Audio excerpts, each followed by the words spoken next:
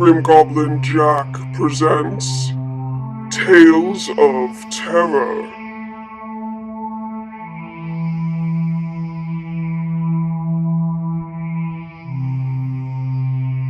Greetings. I'm your host, Grim Goblin Jack. For this story, a word of advice. Always know who you answer the door to, just in case they're not what they seem. If I were you, I'd make sure who's visiting me at night. The Visitor by Closet Ghost. In this story, a blind old lady is visited by a peculiar stranger in the night. She shifted in her couch as her favorite show began again. It was the same episode that played the night before and the night before that one. She enjoyed the detailed auditory narration it gave. It helped her get an idea of what was happening without the aid of her long-lost sight. The story they describe on this episode was of a mother deer searching for her lost fawn.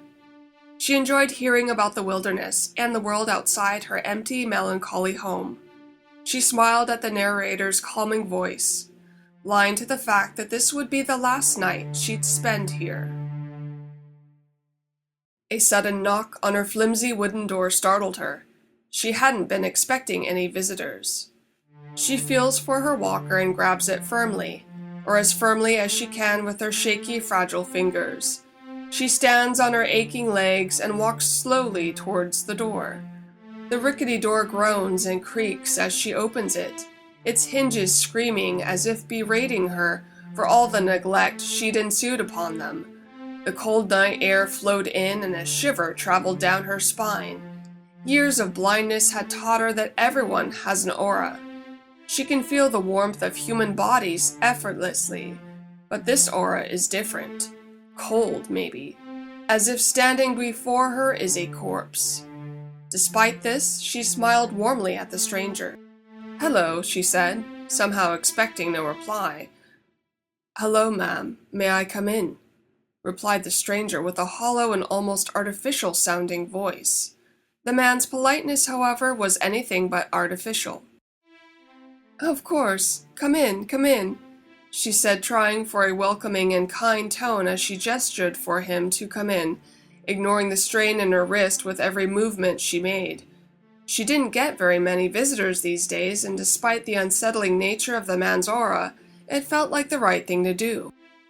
As he walked in, what seemed to be his coat brushed up against her bony fingers, giving her a sudden pang of emptiness and misery. It faded just as quickly as it came, leaving her as confused as ever. The man didn't seem to notice as he walked on her creaky floorboards. She closed the door, blocking out the coldness of the night. She heard him stop in his tracks. "What a lovely assortment of pictures," he said.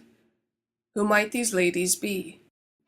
Despite not having seen those pictures in ages, she knew exactly which photo he was referencing. She answered his question as she poured a lukewarm cup of tea. "That's me and my late sister, Anne." It was nice to hear herself say that name aloud after so long. She'd forgotten the details of many things in her time, but one thing she had never forgotten was her dear sister's face and her radiant smile. She was a lovely girl. She found herself smiling as she remembered the joyful times she had with her sister. Memories flashed before her like a sappy old film. She took a seat on her couch next to him as he continued to ask questions about her past. Talking with the stranger had been so therapeutic she'd forgotten to even ask who he was or why he was here, and yet she didn't feel any urge to do so. The confusion she had felt seemed to have evaporated in the warm air of her living room. She felt at ease. This was possibly the most anyone had conversed with her in years. She didn't even consider why she hadn't heard the stranger try his tea. It hadn't felt like much time had passed, despite this. She had recalled all the precious moments from her past, the day her younger sister was born, the fresh air and calming breezes of her family's old farmhouse, her first set of watercolor paints that had been gifted to her by her grandmother, and the man who changed her life forever. The way that man would watch her paintbrush trail the canvas as she allowed her emotions to melt out onto the piece in the form of deliberate and calculated strokes of paint. She even found herself bringing up moments from her past she was not as fond of. The day her father was sent out to war. The foster home she'd spent the rest of her adolescence moving in and out of with her sister, like sailors on an endless journey to nowhere in particular. This prompted her to reflect on the helplessness she'd felt for a moment. Yet for once, instead of allowing these old emotions to resurface in the form of pain or anger or even envy for how she once lived, she found herself feeling completely calm. In fact, a feeling of closure filled her mind, engulfing any negative feelings that might have returned, as if she was finally nearing the end of a sad book, and was now left with a conclusion. A conclusion which reminds her that despite all the pain and suffering, there had still been so much light along the way. Her eyes relaxed as she settled back in the soft, worn cushions of her couch. She heard the stranger stand up. She had been so immersed in her detailed retelling of the past, she had almost forgotten his presence. "Thank you for the tea, Meredith," she heard him say, his voice sounding hazy and clouded, as if coming from far, far away. She couldn't seem to recall telling him her name, and yet it simply seemed right that he'd known. She felt as if she was entering a dream. The familiar sound of the television still playing filled her mind, soft and muddled. Never in her life had she felt so whole, so full and so complete. Slowly the sounds and feelings around her faded as the conclusion to her story wrapped up, and another book was closed.